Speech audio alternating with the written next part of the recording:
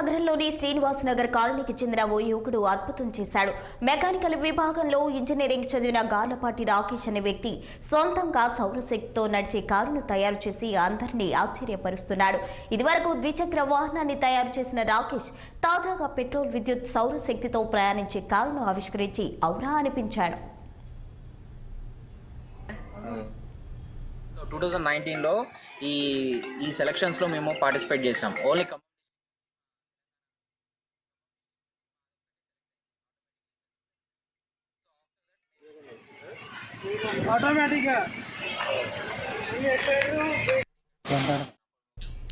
రాకేష్ తయారు చేసిన ఈ కారు 2 విధాలుగా నడుస్తుంది. మొదట కారులో కొంత పెట్రోల్ పోసి స్టార్ట్ చేయాలి. కారు ముందుకు వెళుతున్న కొద్దీ అందులోని బ్యాటరీలు ఛార్జ్ అవుతాయి. అప్పుడు వాటితో కారును నడపవచ్చు. అదే సమయంలో కారుపై అమర్చిన సోలార్ ప్యానెళ్లు సూర్యరశ్మిని గ్రహించి బ్యాటరీలను ఛార్జ్ చేస్తాయి.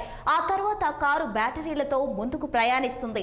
ఇలా ఒక్కసారి ఛార్జ్ అయిన తర్వాత సుమారు 300 కిలోమీటర్ల వరకు కారు ప్రయాణిస్తుందని రాకేష్ చెబుతున్నాడు. అయితే కారును 40 కిలోమీటర్ల వరకు పెట్రోల్తో నడపాల్సి ఉంటుంది. మొత్తం 2 రకాలుగా కారులోని బ్యాటరీలు ఛార్జ్ అవుతాయి. ఒక్కసారి స్టార్ట్ చేస్తే కారు దానికదే ఛార్జింగ్ చేసుకుంటుంది.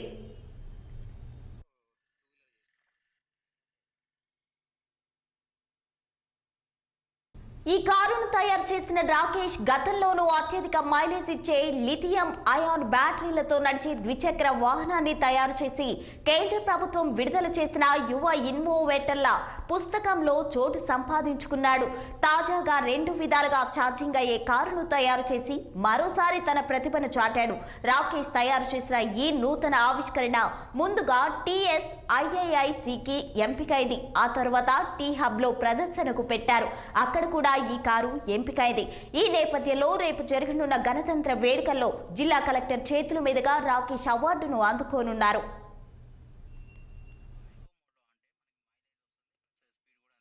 సో 0 to 35 to 50 ఇట్లా మనం రీచ్ అవుతాం అనమాట. ఇది ఎకో మోడ్లో ఏంటంటే ఈ స్పీడ్ లిమిట్ని మనం దీని ద్వారా మనం కంట్రోల్ చేస్తున్నాం. Normal petrol. సో 2019 నుంచి నేను ఎలక్ట్రిక్ వెహికల్ సెక్టార్స్లో ఇన్నోవేషన్ థాట్స్తో వెహికల్స్ చేస్తున్నా, ఎలక్ట్రిక్ వెహికల్స్లో. సో ఆఫ్టర్ 2019 నేను గ్రాడ్యుయేట్ అయినా మెకానికల్ ఇంజనీరింగ్లో. సో ఆఫ్టర్ మేము ఈ ప్రాజెక్ట్స్ అన్నీ టేక్ ఓవర్ చేస్తున్నాం. And engineering projects, student projects and personal projects చేస్తూ ఉంటామండి. ప్లస్ ఎలక్ట్రిక్ వెహికల్లో ఇన్నోవేషన్స్ ఏంటంటే మేము చేసిన ఇన్నోవేషన్స్ వీటి స్పెషలైజేషన్ ఏంటంటే ఈ రన్నింగ్లో వెహికల్ అనేది ఛార్జ్ అవుతూ ఉంటుందండి. సో ఇందులో ఆటోమేటికలీ రీఛార్జబుల్ ఎలక్ట్రిక్ వెహికల్ ఒకటి ఉంది and hybrid vehicle plus with two way self charging ఒకటి ఉందండి.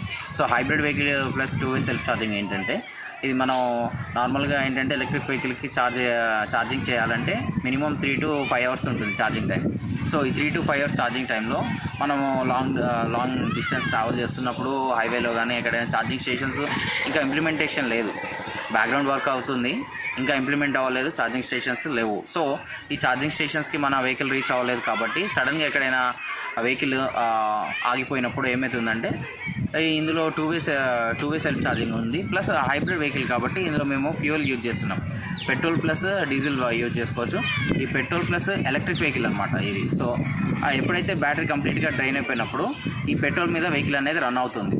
సో పెట్రోల్ మీద 20 to 30 కిలోమీటర్స్ లేదా 30 to 50 కిలోమీటర్స్ ఈ డిస్టెన్స్లో ట్రావెల్ అయినప్పుడు బ్యాటరీ ఏమవుతుందంటే బ్యాకప్ అవుతూ ఉంటుంది.